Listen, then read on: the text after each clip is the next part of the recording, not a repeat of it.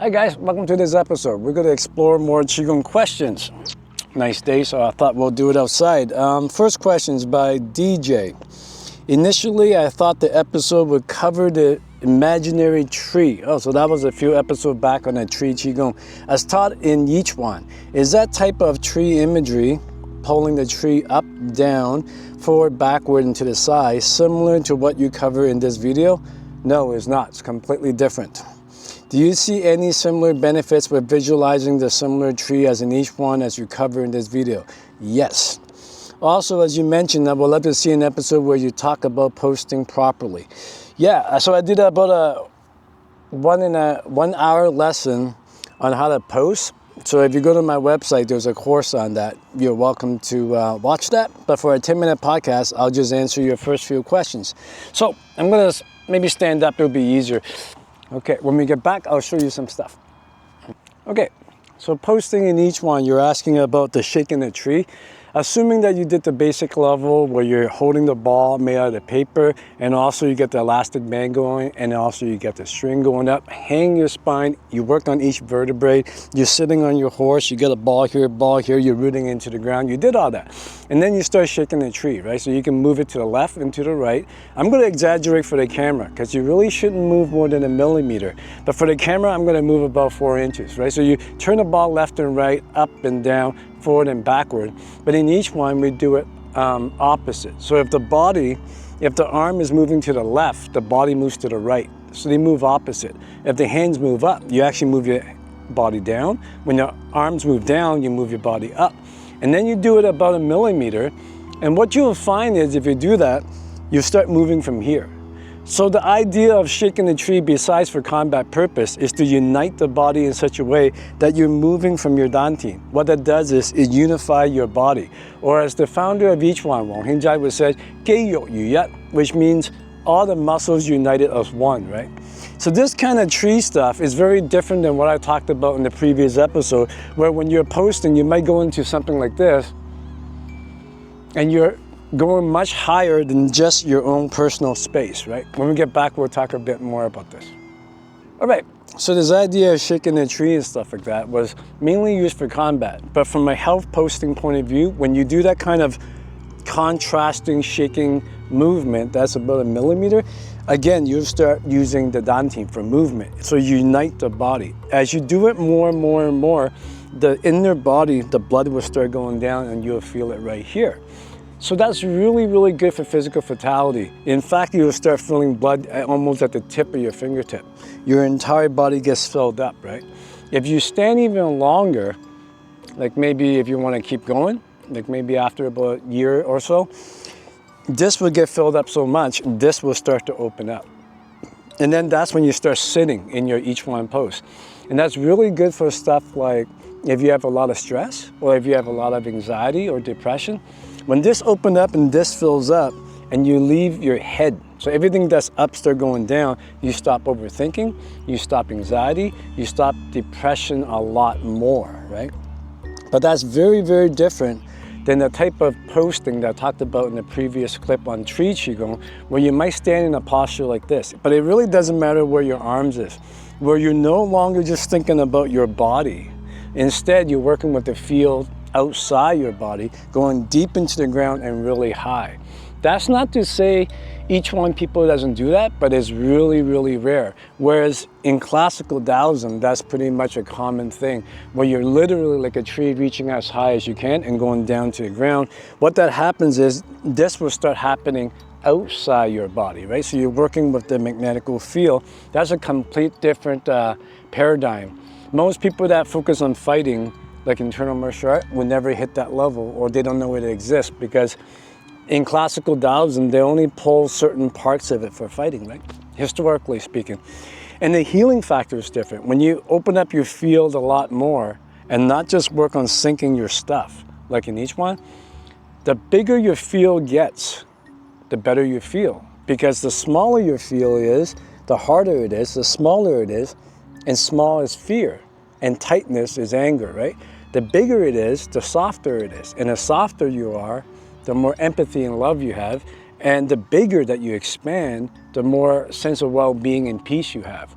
So when you start expanding your field, the emotional healing factor, you cannot even compare it than just syncing your Dantian. So if you just sync your stuff here, you will feel a lot better about yourself, right? But you can't, it's not even comparable to your ability, the healing emotion, had you expand your field. You get really, really almost high when you expand yourself like that. You get so blissful, right? So I would say, from a healing point of view, the expanding the field work of Qi Gong traditionally in Taoism is probably about 3 times more powerful, whereas each one is more in the field of your body. Or as the founder of Wang Yinjai said, 七來三出. That means 7 in, 3 out. So you're not really thinking about outside your body. 70% you're thinking about the tree that you're holding on inside this field. Instead of trying to extend to that tree or extend across the field or extend into that tree right now and having everything equal. The idea is, traditionally speaking, you want to be 100 feet in every direction, right? So that's a good metaphor. When you expand that big, you feel a lot better. And being around trees helps pull your stuff out. So you're cheating, basically. So I hope that answers your question. Thank you. All right, so next question. Okay, next question is from Tashio. Hey, Tashio. So the question is, do the methods you practice incorporate the use of heart-mind coherence? That's a good question. Because we do a non-doing tradition, we don't really go one chakra or one center at a time. So for example, when you're sitting in Zhuomong, or sitting in forgetting, or you're sitting in Zazen, or you're sitting in Dochan, or you're sitting in Heaven Mountain, these type of lineages are non-doing. So you're not trying to do each center at a time. Like, I'm going to spend a year spinning this center, spend a year opening this heart center, and then spend another year linking it. So it's not that kind of work where you're climbing a ladder, right? Instead, maybe I'll just sit and just relax and stop chasing so much. Stop the endless collecting of techniques, the achievement of stages, and the chasing of methods. Because that's what gets you sick in the first place from a Taoist point of view. This idea of people chasing things all the time. Can't really stop, overthinking. You must do more and more and more because you never feel you're good enough. That kind of mentality, Taoism is different. It's saying, look, stop doing stuff, stop gathering stuff, instead let go of everything. So that's the original non-doing kind of mentality, right? So that kind of sitting, you're not purposely working with the heart chakra. Instead, you simply sit. But there's more to it than that. But as you sit, everything sinks. As everything sinks, it goes down deeper and deeper, then it bounces up like this, way past the surface, right? When that happens, things start spiraling, going up, then it comes back down. So you got this happening, this happening, this happening, and this happening, but you don't do it. It just happens as you dissolve, right? When that happens, you go up, so that is your heart. When it comes back down, where it touches is what the definition of what people say is. So let's say if at first when you come back down, it touches this spot. And when it goes up, it's coming from this spot. That's what usually people experience the first couple of years, is always about this. Like, hey, every time I breathe out, it feels like it's coming from here. Every time I breathe in, it feels like it's touching here and it's burning. So now they have this illusion that this is what the practice is about, because that's the limit of their experience.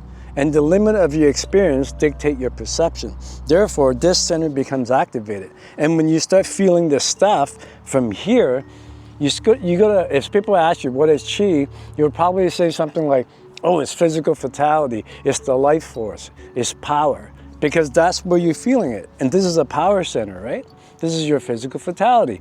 So at the first few years, when you feel it in this lower burner, to you probably, to me, if I only feel it at this spot, I'm gonna look at it and perceive it as energy and power. But if I keep on practicing, when I start going up, when it starts coming down, it'll start touching this. And I'll feel it here. I'll still feel it here, but now I'm starting to feel this area, right? Usually when that happens, you start feeling enormous amount of bliss where the first time you'll probably cry. And it's usually around that stage where when you start feeling it here, it's usually the stage when you start seeing brightness when you're sitting. You start going, every time you look up, you're like, wow, it's pretty bright. And you start feeling it here when it's coming down. And when you feel it here, most people cry and feel this enormous bliss, where you experience joy that has no reason. And because it is a joy that has no reason, it can't be taken from you because it's your nature, right? But if you choose to keep going and you keep sitting, when it goes up and come back down, it doesn't just touch this and touch this where you feel this and feel this, but while it's coming down, you start feeling it around here. Usually when that happens, that's when panpsychism happens, where you don't feel this stuff as just energy. You don't feel this stuff as just joy and bliss and love, but you start feeling this stuff as consciousness. Like, oh, the stuff's alive, there's a presence, right? That's why, like, to borrow Hinduism, they say the nature of Brahman is being, bliss, and consciousness. That's what they mean. It depends on where you feel it. So when some people say, oh, Qigong's about Qi, energy. Oh no, Qigong's about healing and bliss and peace. And no. Qigong's about universal consciousness. And this guy's like, no, what are you talking about? The stuff's not alive, it's just energy. So people argue, depending on their lineage, depending on their teacher, right? Yeah, but the fact is, they're all right and all wrong. It depends on what level they are. If they're feeling this stuff from here, then to them it's just energy, it's not alive. Don't be superstitious. But if they're feeling this stuff from here, then it's like, no, it's way beyond just health. This stuff is really blissful and peaceful and full of love. But if they start feeling this stuff here, then it's like, oh, I was an atheist, but now I'm starting to believe in God. I can feel a presence.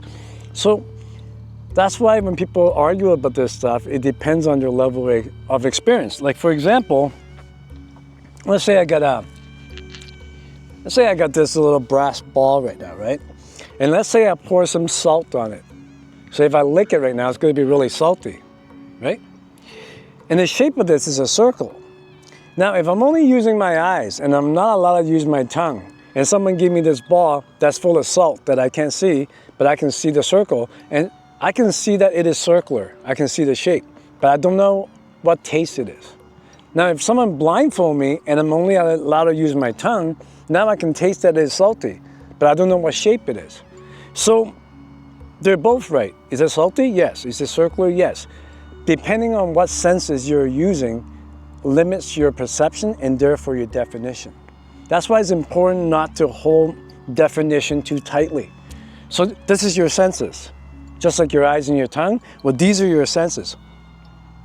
So what level are you at? Which center are you operating from? If you're operating at this level, this center, then to you is dead energy. It's energy, but it's not alive. If you're operating from this center, now it's spirituality and healing. It's going to feel peaceful, compassionate, and bliss. Overwhelming amount of bliss and getting high, an euphoric feeling, right? If you're operating from this level, now we're talking about prayer. Like, you start feeling presence. And it's really funny when atheists, some of my friends that are atheists, sit to the point where they start feeling presence, and it flipped their belief system upside down for the first time in their life, right? So it depends on which level you're at. So when you're asking about the heart, it is just one level of perception to us humans. But to the stuff coming down, it's the same stuff. It's like someone pour a bucket of water and we feel it on this senses, or we feel the water here, or we feel the water here. But to the water is just water. It's just one thing, right? So anyways, I hope I answered your question. If you're interested in learning more about this, go to adamchenlive.com, follow the link below. Leave your question below and we can talk about it some more. Thank you.